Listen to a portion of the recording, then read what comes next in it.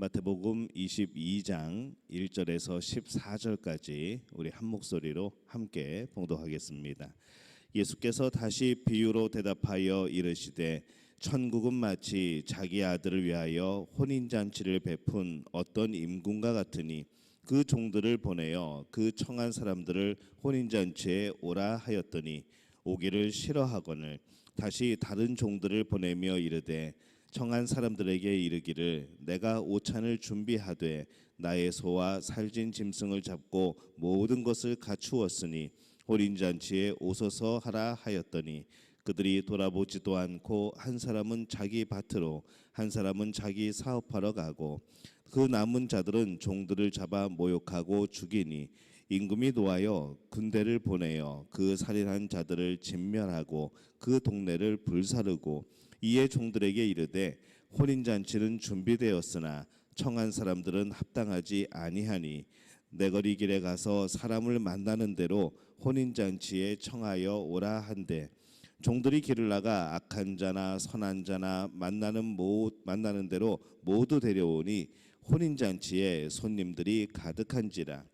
임금이 손님들을 보러 들어올새 거기서 예복을 입지 않은 한 사람을 보고 이르되 친구여 어찌하여 예복을 입지 않고 여기를 들어왔느냐 하니 그가 아무 말도 못하거늘 임금이 사환들에게 말하되 그 손발을 묶어 바깥 어두운 데에 내던지라. 거기서 슬피 울며 이를 갈게 되리라 하니라. 청함을 받은 자는 많되 택함을 입은 자는 적으니라. 아멘. 할렐루야. 하나님의 은혜가 오늘 새벽에 하루의 첫 시간을 믿음으로 또 기도로 시작하는 우리 믿음의 가족들에게 함께 하시기를 예수님의 이름으로 축원합니다. 오늘 이 말씀은 천국 혼인잔치에 참여하는 사람들에 대한 그런 말씀입니다. 이 예수님께서 천국에 들어가는 것에 대해서 계속 비유로 말씀을 합니다.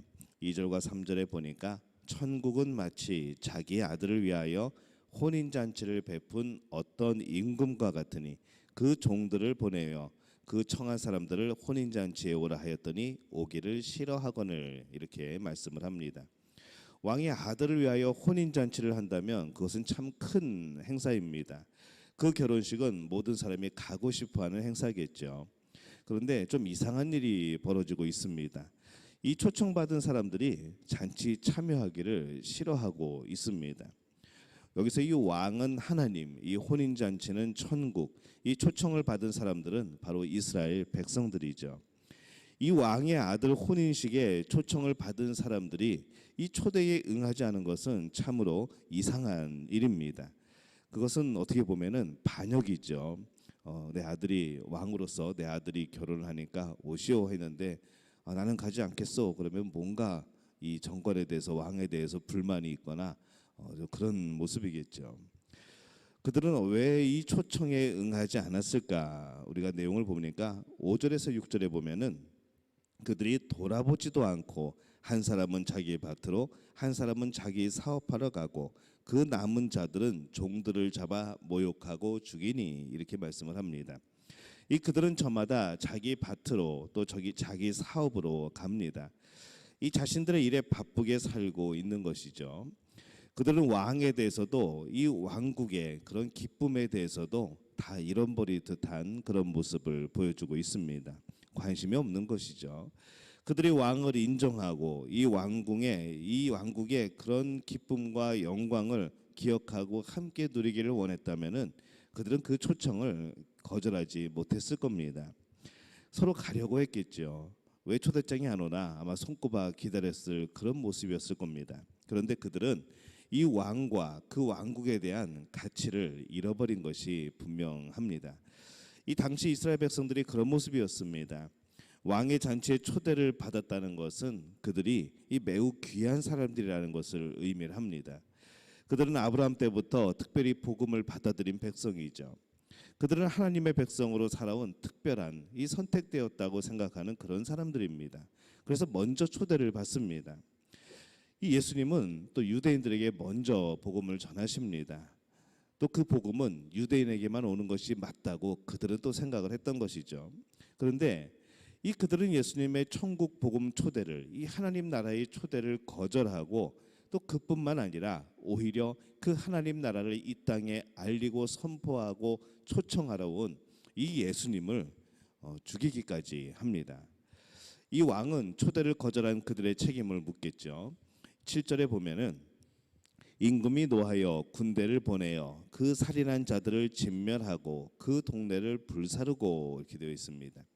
이 왕의 초대를 거절하고 또 이 초대한 사람을 죽이기까지 하는 그러한 일들을 벌인 그들은 더 이상 하나님의 특별한 사람이 되지 못하는 겁니다.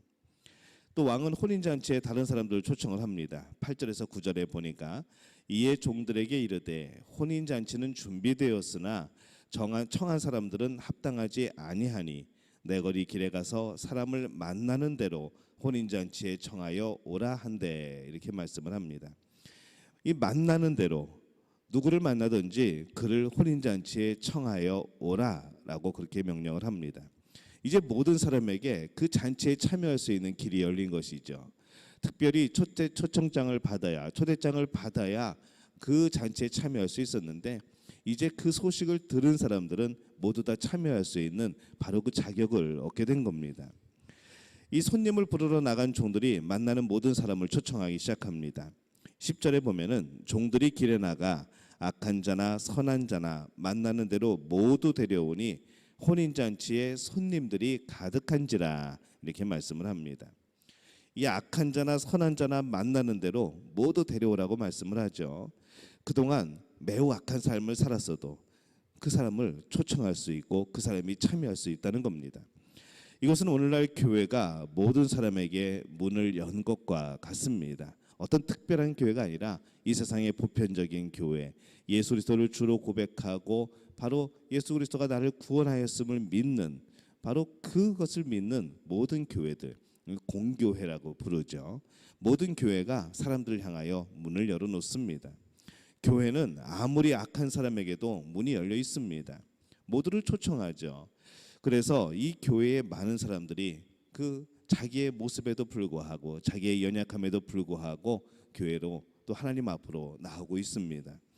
이 잔치에 모든 사람을 초청을 하였지만은 그 잔치에 참여하는 기준이 아예 없어진 것은 또 아닙니다. 12절에서 13절에 보면은 이르되 친구여 어찌하여 예복을 입지 않고 여기에 들어왔느냐 하니 그가 아무 말도 못하거늘 임금이 사원들에게 말하되 그 손발을 묶어 바깥 어두운 데에 내던지라 거기서 슬피 울며 이를 갈게 되리라 하니라 이렇게 말씀을 합니다. 이 잔치에 예복을 입지 않고 온 사람에 대해서 말씀을 하죠. 어찌하여 예복을 입지 않고 여기에 들어왔느냐라고 묻습니다. 이것은 예복을 입지 않으면 잔치에 참여할 수 없다는 것을 의미를 하죠. 또 그것이 일상적으로 또 그것이 문화적인 관습적인 면으로 어떤 예복을 입어야만 잔치에 참여할 수 있는 모두 다 알고 있는 바로 그런 내용이라는 겁니다. 그리고 예복을 입지 않은 사람을 어두운 데에 내어 던지라라고 말씀을 하죠. 이 예복은 결혼식 때 입는 특별한 옷이기보다는 우리 그런 의미로 보면은 깨끗한 옷입니다. 성결함이죠. 회개한 것, 예수 그리스도 앞에서 내 죄를 용서함을 받고 거룩한 모습, 깨끗한 모습으로 바로 하나님 앞에 서는 것을 말을 합니다. 그것이 이 하나님 나라의 잔치에 참여하는 최소한의 조건입니다. 예수 그리스도를 믿는 그 믿음, 예수 그리스도로 인하여서 그 죄를 용서받은 우리의 그 모습, 바로 그것이 최소한의 조건이라는 것이죠. 그가 깨끗한 옷으로 갈아입지 않은 것은 잔치에 대한 가치를 무시한 겁니다. 나는 예수 그리스도를 통하지 않고서도 하늘나라의 잔치에 참여할 수 있다고 생각을 한 거죠. 나는 예수님을 통하지 않고서도 다른 것을 통하여서도 나는 천국에 들어갈 수 있다고 그렇게 생각한 사람의 모습이 바로 이 예복을 입지 않은 사람들의 모습이 되어지는 겁니다. 이 깨끗한 옷으로 갈아입는다는 것은 또 삶의 변화를 뜻합니다. 열매를 맺는 삶으로의 변화이죠. 이전에 아무리 악한 사람이었어도 이 잔치에 하나님 나라에 들어가고자 한다면 그 잔치에 참여하고자 한다면은 바뀌어야 된다는 겁니다. 모든 사람이 잔치에 초청을 받았지만은 모든 사람이 들어갈 수 있는 것은 아닙니다. 오직 예복을 입은 사람, 예수 그리스도 앞에서 그 죄를 용서받고 또 그 삶이 변화된 사람, 하나님이 그 주신 놀라운 열매들을 그 삶에 맺힌 사람들, 바로 이 사람들이 그 천국의 잔치의 기쁨을 누릴 수가 있는 겁니다. 오늘날 교회에 다니고는 있지만은 참 많은 사람들이 이 예복, 이 삶의 변화를 경험하지 못합니다.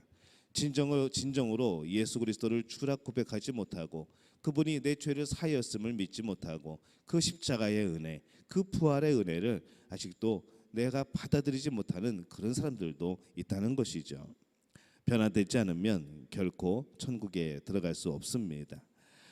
우리가 다 같이 예수님을 믿고 우리가 다 같이 예배드리고 다 같이 찬양하고 또 은혜를 받지만은 여러분, 천국은 1대1입니다. 하나님과의 나의 관계 속에서 내가 그 예복을 준비하였는가, 내가 진정으로 거듭났는가, 내가 진정으로 예수님을 주로 고백을 했는가, 내 죄가 그리스도의 십자가 앞에서 용서를 받았는가, 나는 예수 그리스도의 부활의 그 생명의 은혜, 그 복음을 믿고 나도 그 은혜를 입었는가.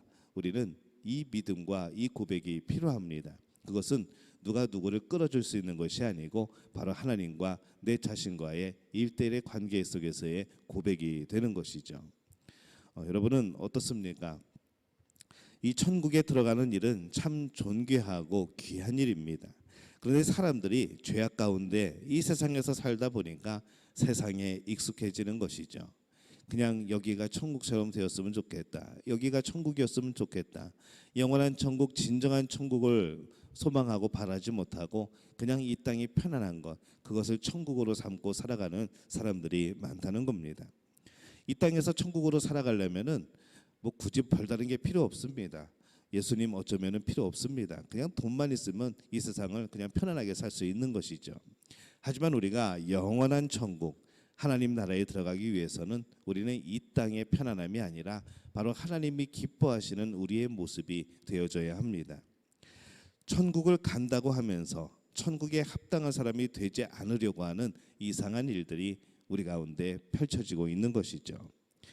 그래서 그것 때문에 천국을 거부하는 사람들이 많아집니다. 이 세상을 너무 사랑하는 사람들이 많아지는 것이죠.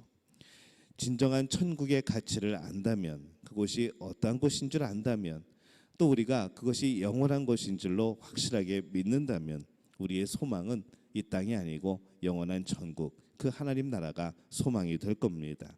천국의 가치를 진정으로 알게 될 때에, 그것을 깨닫게 될 때에 우리의 소망은 더욱더 커지게 될 줄로 믿습니다.